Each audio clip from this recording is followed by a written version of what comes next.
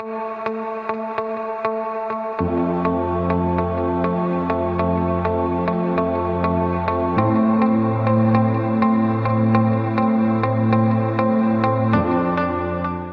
retomando a apresentação, então, a sensibilidade ela é definida como a probabilidade do teste sob investigação, né, do teste sobre o qual nós estamos aplicando a análise ROC, fornecer um resultado positivo, dado que o indivíduo é realmente portador da doença.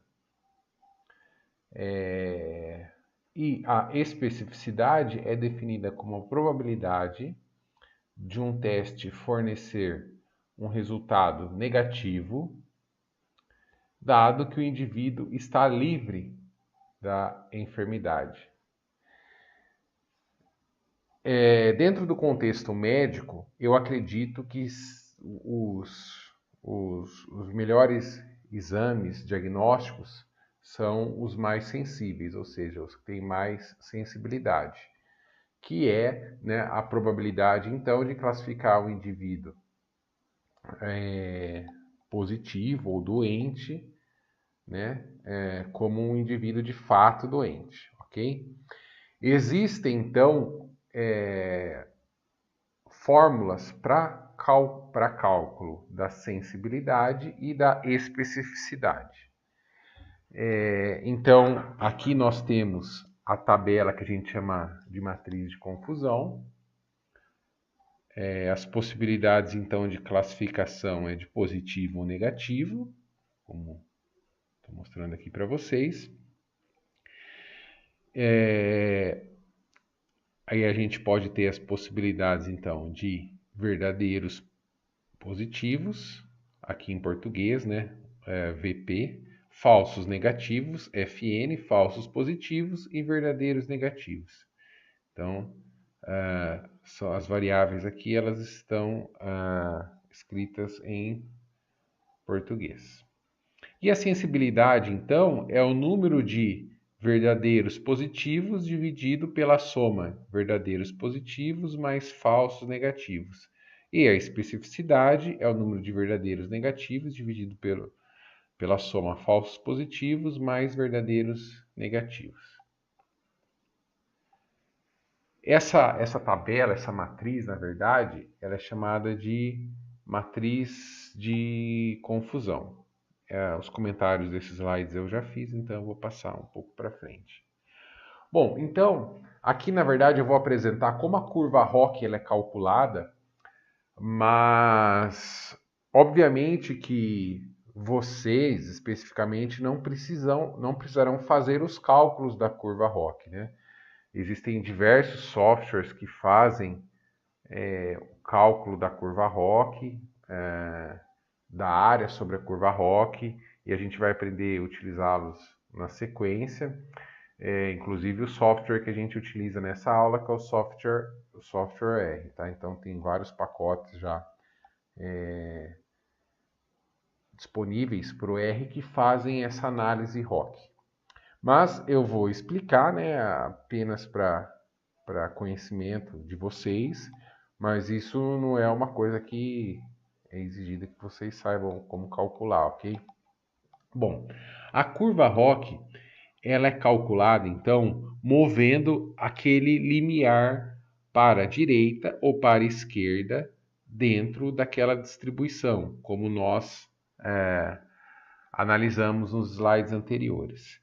Então, para cada limiar apresentado nesse gráfico, né, então tenho vários limiares, eles estão representados por cores diferentes. Eu tenho um ponto correspondente na curva ROC. Então a ideia é mais ou menos o seguinte: eu começo com esse limiar roxo, com essa faixa roxa aqui, ó. Então, para calcular um ponto da curva ROC, eu faço o seguinte cálculo: considerando esse limiar, eu calculo a sensibilidade e a especificidade.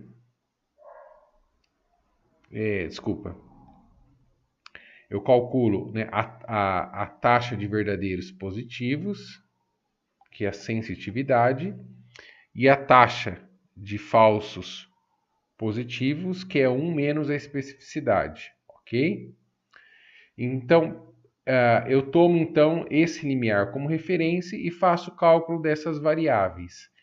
Então, eu vou ter um valor para a taxa de falsos positivos e vou ter um valor para a taxa de verdadeiros positivos. Então, isso vai gerar um ponto num plano e eu ploto esse ponto nesse gráfico. Então, considerando o limiar próximo, vamos supor valores, né? Vamos supor, retornando aos nossos gráficos, né? Só para a gente ter uma referência, o limiar central é 75, tá? O limiar aqui, ó, próximo àquela faixa, é próximo de 100, tá? Para o biomarcador hipotético que a gente está analisando, tá? Então, o limiar médio aqui, essa faixa média, é 75. Lembra que a gente deslocou esse limiar para a direita e aí depois a gente deslocou ele para a esquerda também. Então, vamos supor que a gente considere esse limiar do biomarcador como sendo 100. Então, se esse marcador for 100, a taxa de falsos positivos nesse ponto, ela vai ser próxima de zero. Vejam aqui, ó. Esse ponto, ele tem a coordenada x próximo de zero. E a taxa de verdadeiros positivos, né, vai ser bem pequena também. Então, ele vai ter poucos falsos positivos, né, na verdade nenhum praticamente aqui, ó. Ele não vai ter nenhum falso positivo e ele vai ter poucos verdadeiros positivos. A gente imaginar que essa escala vai de 0 a 100, a gente pode imaginar aqui, sei lá, entre 5 e 10% de verdadeiros positivos. E aí a gente pode ir movendo esse limiar.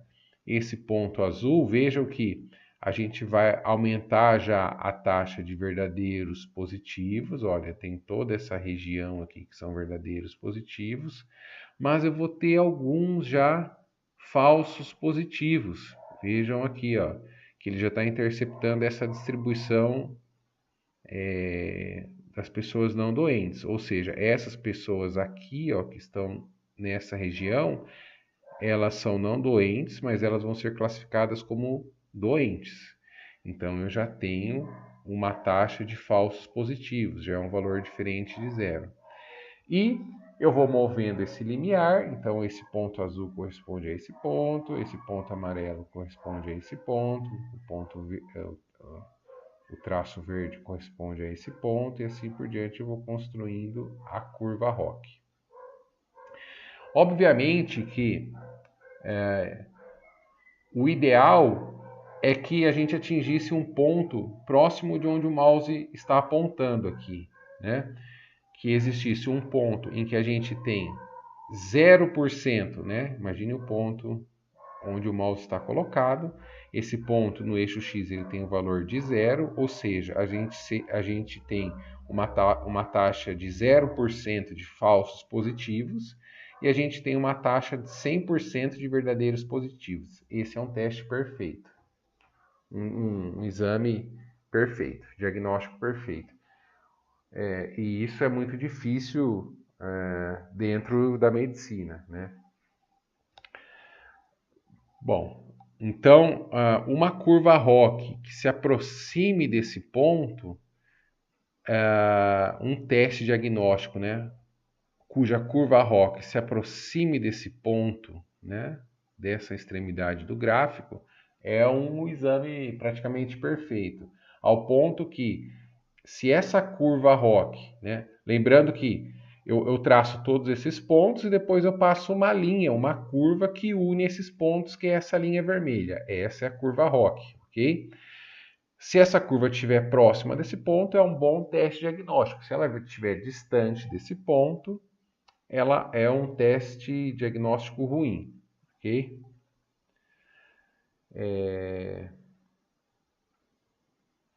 Bom, então aqui, né, a gente vai fazer vários cálculos de curva ROC, só mostrando, então, um bom teste diagnóstico é é um teste cuja curva se aproxima desse ponto, né, um bom teste diagnóstico, e um mau teste diagnóstico, um teste com mau desempenho, é um teste cuja curva se afaste desse ponto aqui. Só que percebam que esse parâmetro que a gente está analisando, uma curva próxima dessa região ou uma curva distante dessa região, é um parâmetro muito subjetivo. Está próximo, está distante, o quão próximo, o quão distante está essa curva ROC, né? Para isso, então, foi criado um método de quantificação do desempenho através dessa análise ROC. E essa quantificação é dada pela área abaixo dessa curva. Então, quanto maior a área abaixo dessa curva, né, quanto maior essa região abaixo da curva ROC, então a curva ROC está aqui, quanto maior a região abaixo dessa curva, melhor o desempenho do teste diagnóstico. Então, aqui a gente tem uma área maior e aqui a gente tem uma área menor. Obviamente, então, esse teste tem desempenho superior a esse segundo gráfico aqui. A área, então, abaixo da curva ROC é representada, então, nos trabalhos por AUC, Area Under the Curve, e esse valor ele pode variar de 0 a 1. Mesmo ele podendo variar de 0 a 1, a gente tem alguns limites que a gente precisa analisar, né? O limite máximo, então, lógico, se a área varia de 0 a 1, é 1. Significa um teste com desempenho perfeito, um classificador ótimo. Se a área for próximo de 0,5, significa que o teste ele tem um padrão, uma classificação randômica. É como se eu, por exemplo, se eu classificasse os indivíduos como doente ou não doentes aleatoriamente. Olha, esse é doente, esse não doente, esse é doente, não doente. Como se eu classificasse aleatoriamente indivíduos como doente ou não doente, ok? Fazendo essa classificação aleatória,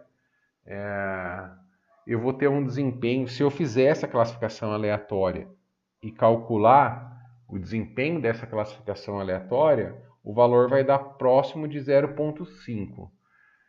E tem valores que são inferiores a 0,5. Significa que, na verdade, valores próximos de zero, o valor próximo de zero, na verdade, significa uma classificação inversa. Por exemplo, se eu classificar todo mundo que é doente como não doente e classificar todo mundo que é não doente como doente, significa que eu errei todas as classificações. E aí, se eu fizer o cálculo da curva ROC para essa classificação, vai dar zero. Depois a gente vai ver isso com mais detalhes. Então, aqui a gente tem modelos de curva ROC. Então, uma curva ROC perfeita, AUC 100%, né? 100 dividido por 100 dá 1. Então, uma AUC igual a 1. Uma AUC igual a 90, ou 0,9, 90% ou 0,9, uma AUC igual a 65%, ou 0,65, e uma AUC de 0,5 ou aleatória. Ok? Dificilmente, utilizando o software R, a gente vai obter uma AUC menor do que 0,5, porque quando ocorre essa inversão de classificação, na verdade ele rearranja os dados. Então essa é uma técnica, então, muito utilizada para análises dentro do contexto da biotecnologia médica.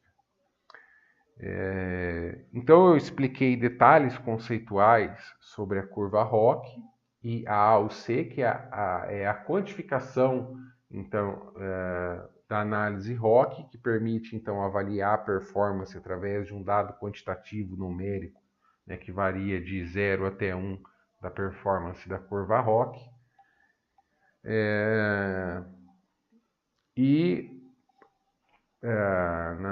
No próximo sequência desse vídeo eu vou ensinar então como calcular, vários exemplos de como calcular a curva ROC utilizando o software R. Um comentário muito importante é que não existe um parâmetro que permita afirmar que a curva ROC tem um desempenho estatístico significante ou não, né? Para muitas análises estatísticas, a gente calcula o p-value. O p-value, então, se a gente considerar um nível de confiança de 95%, a gente pode afirmar ou inferir, né, a partir do p-value, se os dados têm representação estatística significativa ou não, né? São a ideia das hipóteses, hipótese alternativa ou hipótese nula. Aqui, no caso, não existe um parâmetro de corte ou um p-value. Na verdade, a literatura ela é na verdade, bem abrangente nesse ponto.